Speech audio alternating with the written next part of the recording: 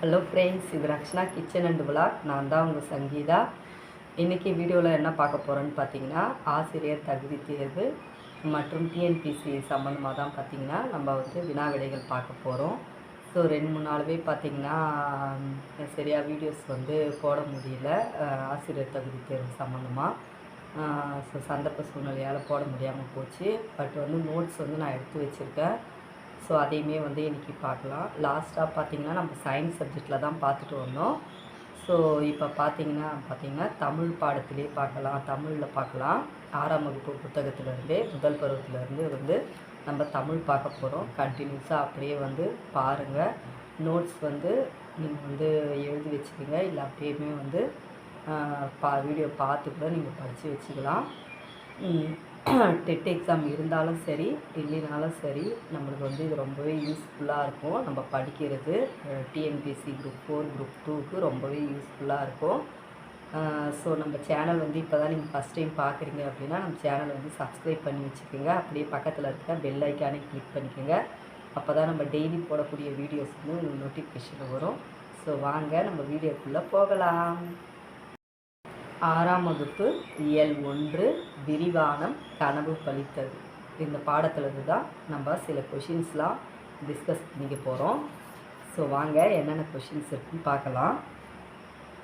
First question பார்த்திங்கன்னா, உலக உயிர்களை ஓரறிவு முதல் 6 அறிவு வரை வகைப்படுத்தியவர் யாருன்னு பார்த்திங்கன்னா தொல்காப்பியர். உலக உயிர்களை ஓரறிவு முதல் 6 அறிவு வரை வகைப்படுத்தியவர் தொல்காப்பியர். அடுத்த கொஷின் பாருங்கள். அடுத்ததாக பார்த்திங்கன்னா பழந்தமிழ் இலக்கியங்கள் என்னென்ன அப்படின்னு சொல்லிட்டு கொஷின்ஸ் கேட்பாங்க. ஸோ என்னென்னு சொல்லிட்டு பார்க்கலாம். முல்லைப்பாட்டு, பரிபாடல், திருக்குறள், கார் 40, திருப்பாவை, இது எல்லாமே பார்த்திங்கன்னா பழந்தமிழ் இலக்கியங்கள் ஆகும். அடுத்த கொஷின் பாருங்கள். ஆழ அமுக்கி முகக்கினும் ஆம் கடல் நீர் நாழி முகவாது நால்வழி என்னும் பாடலை பாடியவர் யாருன்னு பார்த்தீங்கன்னா ஔவையார் அவர்கள் தான் பாடியிருக்காங்க. ஆழ அமுக்கி முகக்கினும் ஆம் கடல் நீர் நாழி முகவாது நால்வழி என்னும் பாடலை பாடியவர் ஔவையார். அடுத்த கொஷின் பாருங்க. நெடுவெள்ளூசி நெடுவசி பரந்த வடு என்னும் பாடல் இடம்பெற்றுள்ள நூல். நெடுவெள்ளூசி நெடுவசி பரந்த வடு என்னும் பாடல் இடம்பெற்றுள்ள நூல் பார்த்திங்கன்னா 10. அடுத்த கொஷின். தொலைவில் உள்ள பொருளின் உருவத்தை அருகில் தோன்ற செய்ய முடியும் என கூறிய அறிவியல் அறிஞர். தொலைவில் உள்ள பொருளின் உருவத்தை அருகில் தோன்ற செய்ய முடியும் என கூறிய அறிவியல் அறிஞர் யாருன்னு பார்த்தீங்கன்னா கலீலியோ. கலீலியோவின் கருத்து எந்த நூலில் யார் எழுதிய பாடலில் இடம்பெற்றுள்ளது? கலீலியோடைய இந்த கருத்து பார்த்திங்கன்னா எந்த நூலில் இருக்குது, யார் எழுதியிருக்காங்க அப்படின்னு பார்த்தீங்கன்னா இது எந்த நூலில் இருக்குதுன்னு பார்த்தீங்கன்னா திருவள்ளுவ மாலை. திருவள்ளுவ மாலை அப்படின்ற நூலில் இடம்பெற்றிருக்கு. யார் எழுதியிருக்காங்கன்னு பார்த்தீங்கன்னா கபிலர் அவர்கள் தான் எழுதியிருக்காங்க.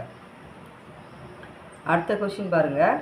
திணையளவு போதா சிறுபுள் நீர் நீண்ட பனையளவு காட்டும் என்னும் பாடல் என்னும் இந்த பாடல் எதில் இடம்பெற்றிருக்கு, எந்த நூலில் இடம்பெற்றிருக்குன்னு பார்த்தீங்கன்னா திருவள்ளுவ மாலை. திருவள்ளுவ மாலை என்ற நூலில் தான் இந்த பாட்டு இடம்பெற்றிருக்கு.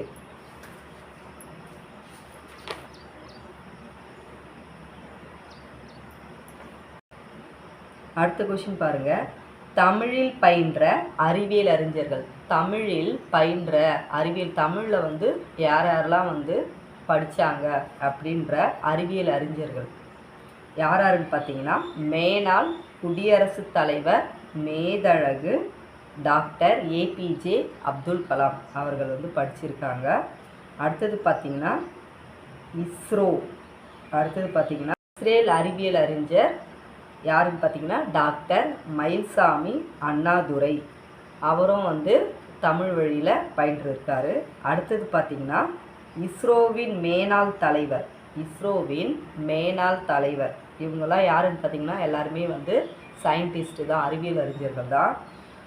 இஸ்ரோவின் மேனாள் தலைவர் யாருன்னு பார்த்தீங்கன்னா டாக்டர் கை சிவன். டாக்டர் கை சிவன் அவர்கள் தான் வந்து தமிழ் வழியில் பயின்றிருக்காங்க. யாருன்னு ஒரு முறை சொல்கிறேன், மறுபடியும் கேட்டுக்கோங்க. தமிழ் வழியில் பயின்ற அறிவியல் அறிஞர்கள் யாருன்னு பார்த்தீங்கன்னா டாக்டர் ஏபிஜே அப்துல் கலாம் அவர்கள். அடுத்தது பார்த்தீங்கன்னா அறிஞர் இஸ்ரோ அறிவியல் அறிஞர் டாக்டர் மயில்சாமி அண்ணாதுரை. மயில்சாமி அண்ணாதுரை. அடுத்தது பார்த்திங்கன்னா இஸ்ரோவின் மேனாள் தலைவர் டாக்டர் கை சிவன். இவங்கெல்லாம் வந்து தமிழில் வந்து படிச்சிருக்காங்க. இந்த பாடத்தில் பார்த்திங்கன்னா இவ்வளோ கொஷின்ஸ் தான் இருக்குது. அடுத்ததாக பார்த்திங்கன்னா இயல் 1லேயே வந்து கற்கண்டு தமிழ் எழுத்துக்களின் வகையும் தொகையும். இதில் இருக்கிற கொஷின்ஸ் தான் பார்க்க போகிறோம். ஸோ வந்து இது வந்து பார்த்திங்கன்னா இலக்கணம் சம்மந்தமாக தான் எல்லாமே வரும் இந்த கொஷின்ஸ். தமிழ் மொழியின் இலக்கணம் எத்தனை வகைப்படும்? ஆல்ரெடி நிறைய பேர் தெரிஞ்சிருக்கோம், சப்போஸ் நம்ம மறந்துருக்கோம். தமிழ் மொழியின் இலக்கணம் எத்தனை வகைப்படும்னா 5 வகைப்படும். தமிழ் இலக்கணம் 5 வகைப்படும்.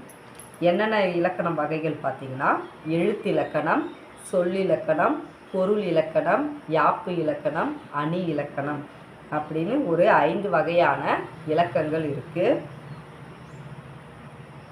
எழுத்துனா என்ன அப்படின்னு சொல்லிட்டு கொஷின்ஸ் கேட்டாங்க அப்படின்னா ஒளி வடிவமாக எழுதப்படுவதும் வரி வடிவமாக எழுதப்படுவதும் எழுத்து எனப்படும்.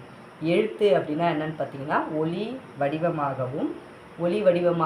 எழுதப்படுவதும் வரி வடிவமாக எழுதப்படுவதும் தான் எழுத்து. அடுத்தது பார்த்திங்கன்னா தமிழ் இலக்கணத்திலேயே வந்து குறில், நெடில் அப்படிலாம் வந்து வரும். நீங்கள் நம்ம எல்லாமே வந்து சின்ன கிளாஸ்லேயே அதெல்லாம் படிச்சிருக்கோம். ஸோ அதையுமே ஒரு முறை வந்து நினைவுபடுத்திக்கங்க. குறுகி ஒலிக்கக்கூடிய எழுத்துக்கள் பார்த்திங்கன்னா குறில் எழுத்துக்கள் அப்படின்னு சொல்கிறோம். குறில் எழுத்துக்கள் அப்படின்னா என்னென்னா குறுகி ஒலிக்கக்கூடிய எழுத்துக்கள்.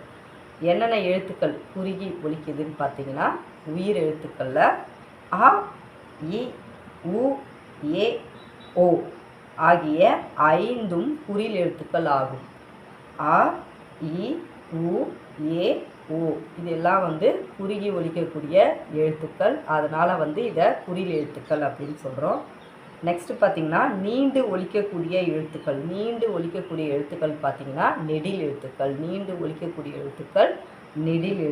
எதுன்னு பார்த்திங்கன்னா உயிர் எழுத்துக்களில் ஆ, இ, உ, ஏ, ஐ, ஓ, ஔ ஆகிய 7 எழுத்துக்கள் வந்து நெடில் எழுத்துக்கள்.